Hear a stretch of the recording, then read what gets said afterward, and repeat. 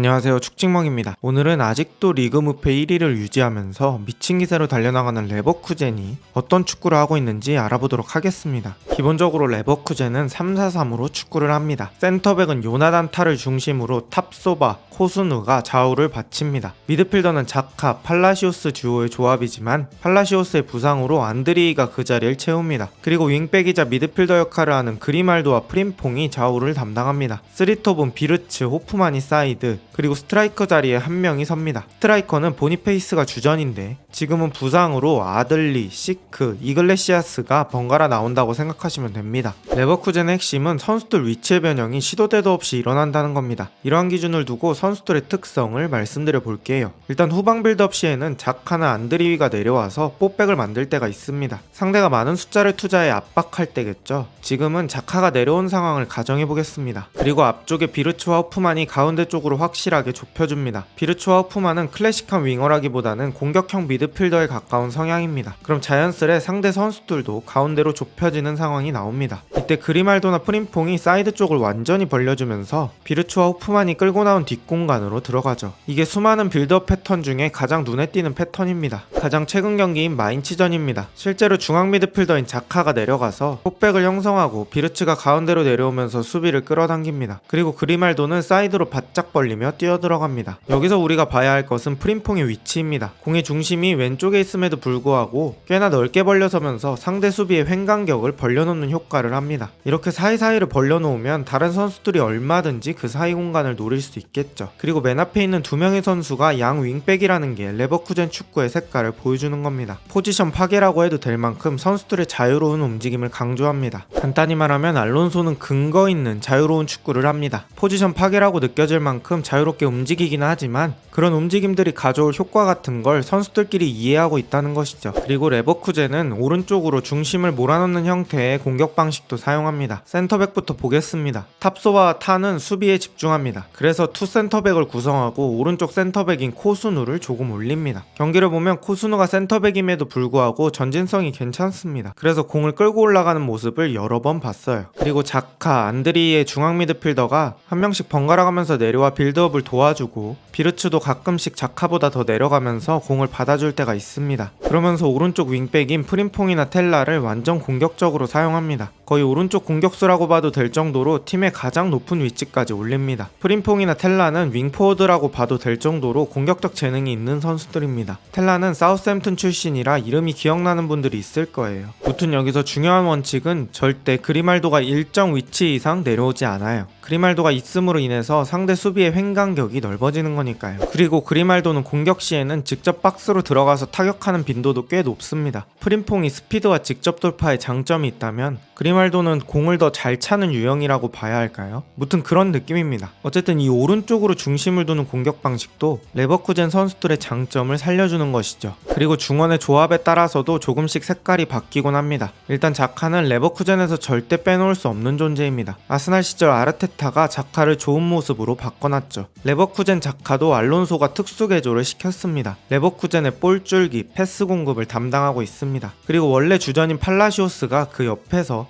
자카가 자신의 플레이를 할 수 있게끔 몸싸움, 볼 경합, 활동량을 채워줍니다. 팔라시오스의 부상으로 지금 뛰는 안드리이는 육각형 스타일의 중앙 미드필더입니다. 팔라시오스보단 빌드업에 더 가담하고 팔라시오스보단 수비력이 약합니다. 파트너의 색깔이 이렇게 다르기 때문에 경기 때마다 약간씩 색깔이 바뀌는 레버쿠젠의 중원입니다. 그리고 저번 레버쿠젠의 1탄 영상에서도 말씀드렸지만 공격진끼리의 스위칭이 매우 많습니다. 특히 보니페이스가 부상 없이 정상적으로 뛰었을 때는 공격진 3명 간의 스위칭이 많았습니다. 그리고 비르츠와 호프만은 좌우를 정해놓는 게 무색할 정도로 비슷한 라인에서 좌우만 바꿔가며 플레이합니다. 레버쿠젠의 수비 형태는 어떻게 될까요? 먼저 레버쿠젠이 내려앉아서 수비할 때는 5-2-3의 형태로 수비를 합니다. 기존의 3백에 양쪽 윙백을 내려세운 대형이죠. 그리고 전방 3톱은 언제든 공격으로 전환할 준비를 합니다. 하지만 레버쿠젠은 미넨에 이어서 분데스리가 평균 점유율 2위입니다. 그 말은 대부분의 수비 상황이 레버쿠젠이 공격하다가 당하는 역습이라는 거죠. 역습당할 때도 레버쿠젠 선수들은 유기적으로 공격적으로 움직입니다. 공격 상황에서 보통 양 윙백을 사용하는 상황이기 때문에 5명이 올라가 있다고 가정해보겠습니다. 아까 말했듯이 오른쪽 센터백 코스누가 올라갈 때가 있죠. 이런 상황에서 역습을 당한다고 생각해보겠습니다. 이때 순간적으로 중앙 미드필더 중 한 명인 안드리이가 내려와주면서 3백을 구성합니다. 이때 원래 센터백인 탑소바와 요나단타는 최대한 발을 뻗지 않고 뒤로 무르면서 공격을 지연시키고 한 번에 뚫리지 않는 게 중요하겠죠. 안드리이가 직선으로 내려올 수 있는 구조라는 게 중요합니다.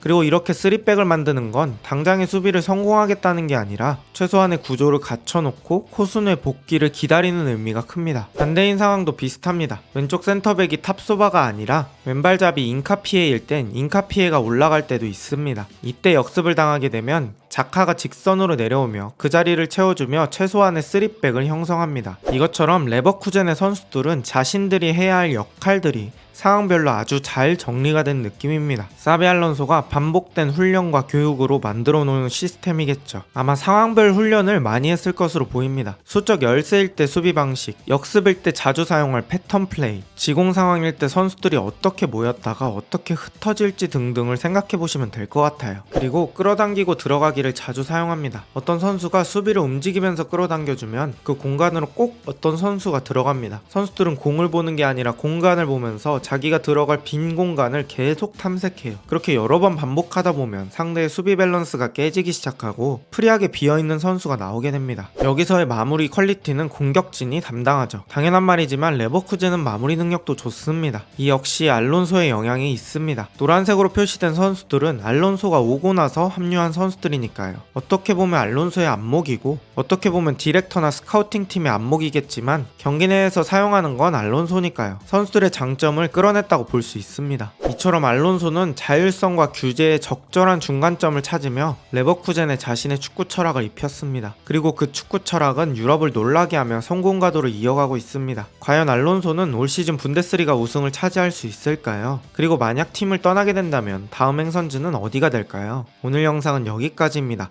비슷한 영상이 궁금하시다면 구독 부탁드립니다. 좋은 하루 되세요.